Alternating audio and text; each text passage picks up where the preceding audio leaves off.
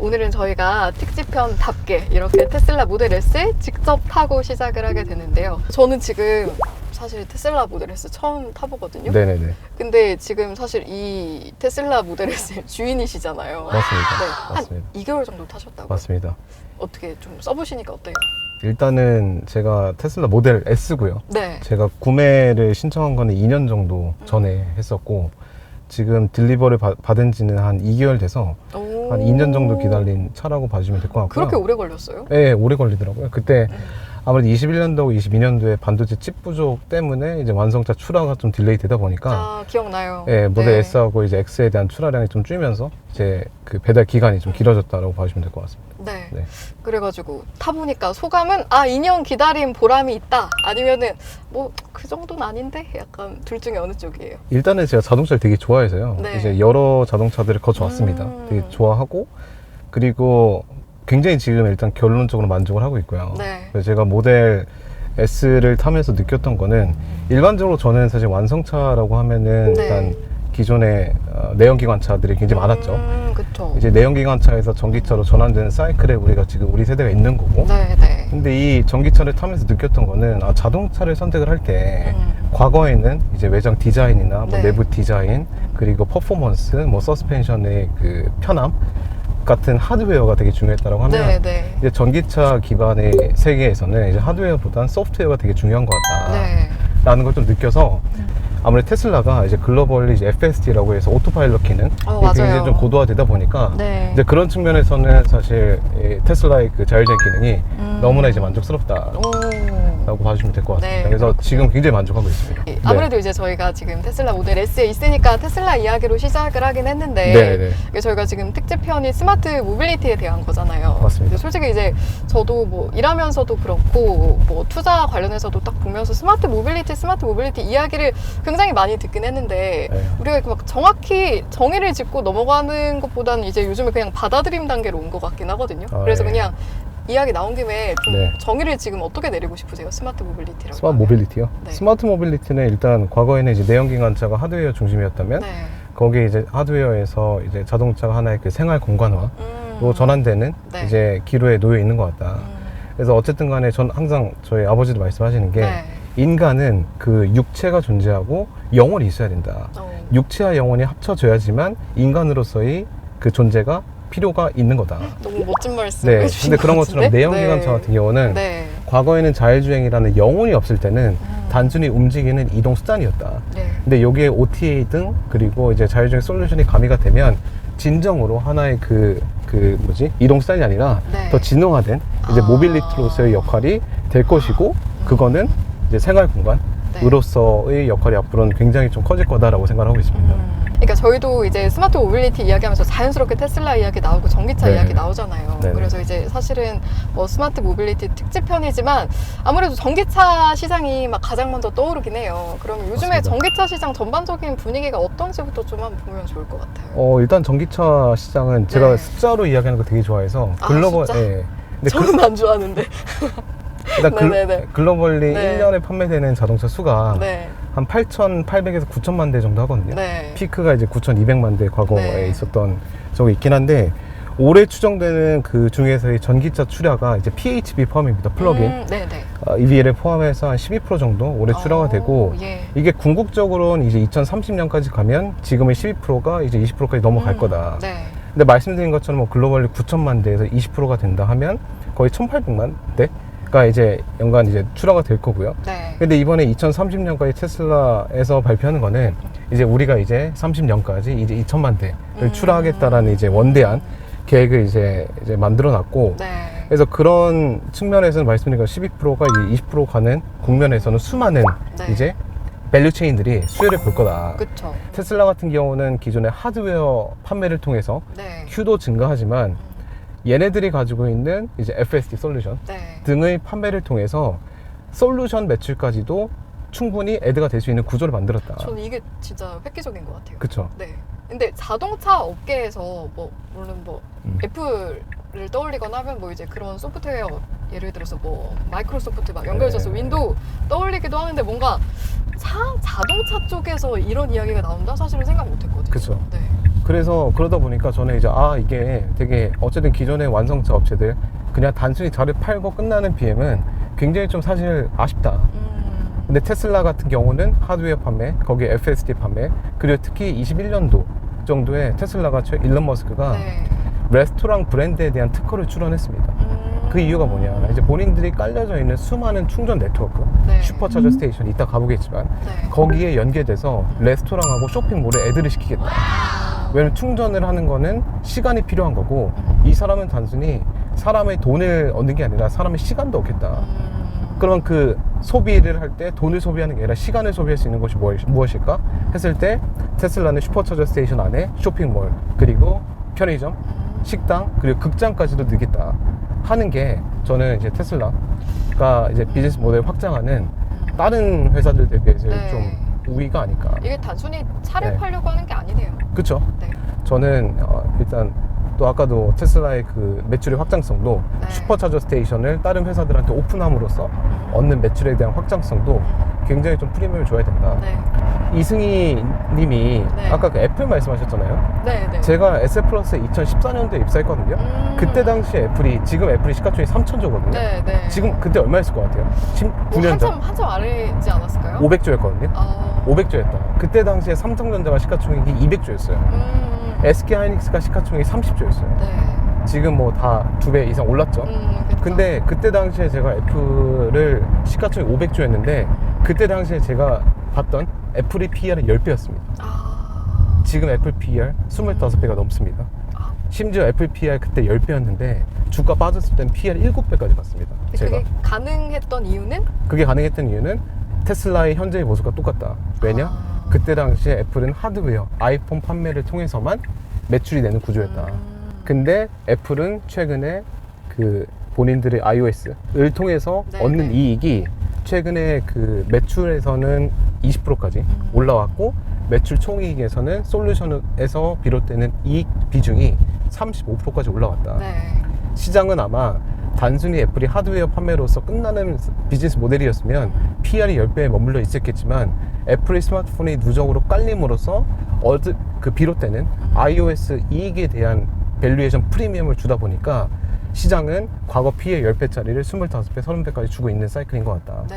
애플처럼 솔루션 이익 비중이 올라오면 사람들은 굉장히 높은 멀티플을 줄 것 같다. 네. 그리고 가장 더 중요한 거는 애플보다 저는 시가총액이 테슬라 커질 거라고 믿거든요. 아, 진짜요? 그 그쵸. 이상으로?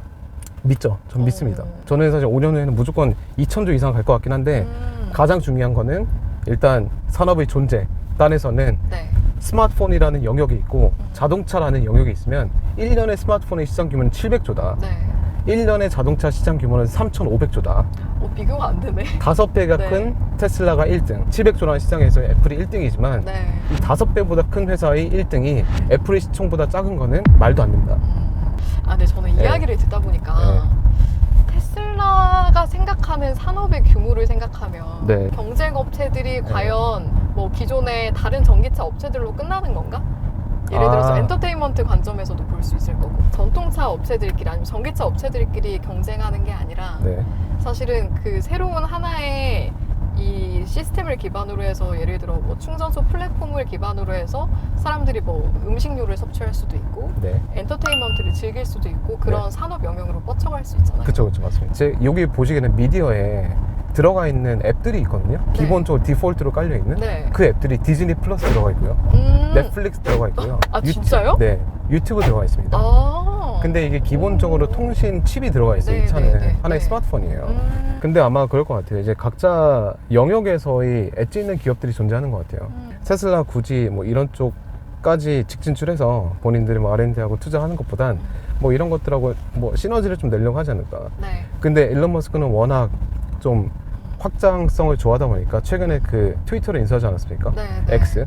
맞아요. 제가 봤을 때는 그건 이제 언론에 대한 욕심이 굉장히 컸던 것 같아요. 근데 그거 네. 사람들이 쓴소리 엄청 많이 했잖아요. 그쵸. 최대 리스크는 당신이다 네. 막 이러면서. 그쵸. 욕을 굉장히 좀 많이 했었고. 그때 무슨 생각하셨어요? 저는 그러면 이제 언론이라는 게 좀 굉장히 무서운 것 같아요. 언론에 한 역할을 담당하고 있습니다. 네. 언론이라는 게 네. 언론을 통제한다는 것도 그런 미디어 쪽에서의 권력을 행사하는 하나의 역할로 저는 일론 머스크가 생각하지 않았을까.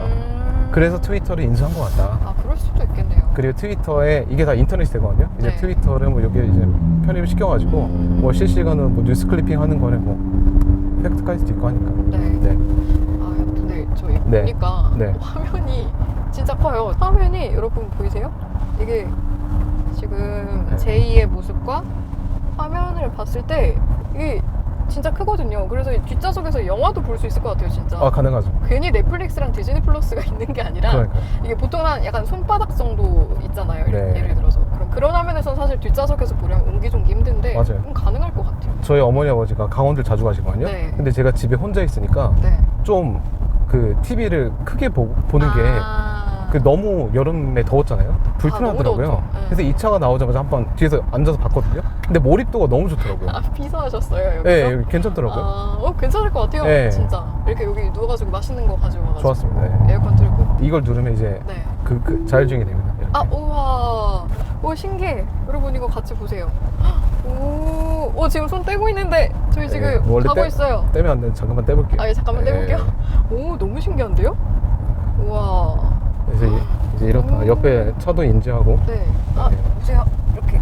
오, 진짜. 네. 와, 신기하다. 네. 저 지금 오늘 처음 타봐지고 테슬라. 근데 어때요, 승차가? 괜찮죠? 네. 오, 상당히 괜찮습니다. 저도 네. 사실은 곧 이제 신차를 구매 예정에 있었는데 근데 지금은 제가 만약에 살려고 하면 바로 살 수 있나? 어때요? 2년 기다리셨다 그랬잖아요. 네. 제 여동생이 작년에 결혼했거든요. 네, 네, 근데 네. 저희 정서방이 정서방이 정서방이 성을 가진 네. 분이시군요. 네. 정서방이 네. 테슬라를 타보시고 너무 만족스러우셔가지고 사신대요? LFP 중국 버전 아, 오. 네. 주문했습니다. 주문했는데 네. 아직 못 받으셨나 보다. 아, 그쵸. 뭐 최근에 출시했으니까 한 5개월 걸릴 것 같습니다.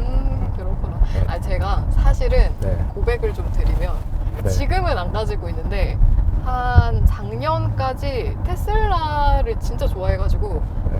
테슬라 차를 사진 않았지만 주주로서 주인으로서 네.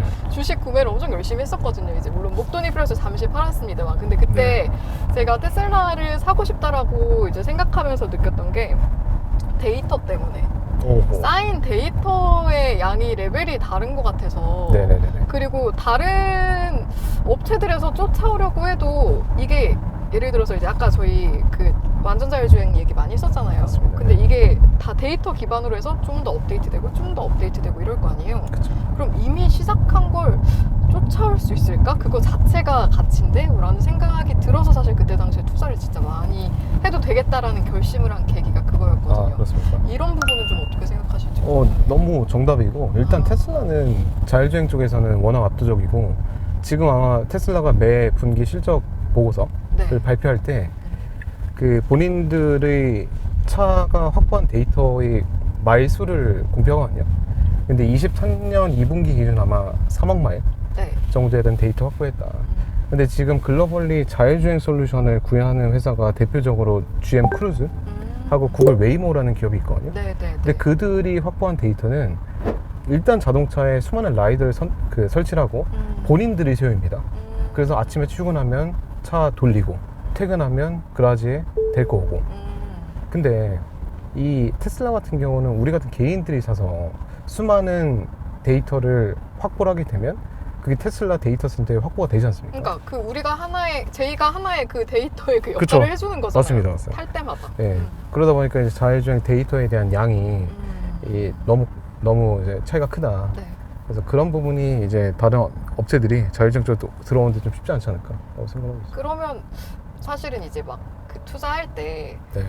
어디를 투자하든 거기서 독보적으로 앞서 나가는 그 기업을 주시하라고 하잖아요. 테슬라는 이미 그냥 거기에 대해서 공고하게 있는 상태고 앞으로도 그럴 것이다라고 지금 단언할 수 있는 정도의 상태라고 보세요. 전 그렇다고 봅니다. 오호. 일단은 기업의 경쟁력 측면에서는 데이터의 양이 제일 중요하고 그 데이터 양을 취득을 해서 데이터를 처리할 수 있는 슈퍼컴퓨터의 역량이 되게 중요한데 제가 알기로는 이제 테슬라가 너무나 도조 컴퓨터라는 슈퍼컴퓨터 자체 개발한 것들이 매일같이 데이터를 학습하고 매일같이 그 안정성을 좀 도모하다 보니까 좀 이길 수 없다라고 생각합니다. 네. 그리고 사실 테슬라 이번에 일론 머스크가 2주 전인가요? 본인들이 지금은 한 달 전까지만 하더라도 네. 테슬라가 FSD 버전 12 베타를 썼거든요. 네. 근데 이번에 FSD 베타라는 단어를 빼고 일론 머스크가 직원 한 명을 태워서 그 시연을 했습니다. 시승을 했습니다. 네. 근데 FSD 12까지는 인간이 코딩을 했어요. 네. 근데 지금 자체적으로 처리를 합니다. 사람들이 스탑 사인에서는 멈추네. 저 신호등에선 빨간색이면 멈추네. 옛날에는 빨간색일 때 멈춰라라고 코딩을 했거든요. 네. 지금은 빨간색이네 멈추네. 파란색일 때 가네. 교차로 해서 저 차가 먼저 보내는구나. 이제는 그게 된다는 거네요. 거의 업그레이드가 된 거네. 거의 인공지능이죠. 그쵸. 예. 우리 인간도 뜨거운 물 딱 만지면 만지지 말아야겠다고 배우는 거잖아요. 그쵸. 이건 뜨거워서 만지면 안 돼. 그쵸. 를 아는 것처럼. 그렇죠. 이제 그런 거죠. 그리고 고양이 강아지 보면 저게 고양이고 강아지는 알잖아요. 그러니까 그런 수많은 AI를 할 수 있는 거는 데이터 양이 방대하지 않으면 절대 쉽지 않다. 네. 전기차로 전환된 사이클에서는 수많은 부품업체들이 뭐 수혜를 보겠죠. 뭐 배터리 회사, 모터 회사 등등. 근데 그렇지만 전방 산업에 좀 놓치는 회사들이 좀 중요한 것 같다. 10년 후에는 운전대가 필요 없고 완성차가 스마트 모빌리티화가 되는 게 굉장히 좀 빠르게 일어나고 있고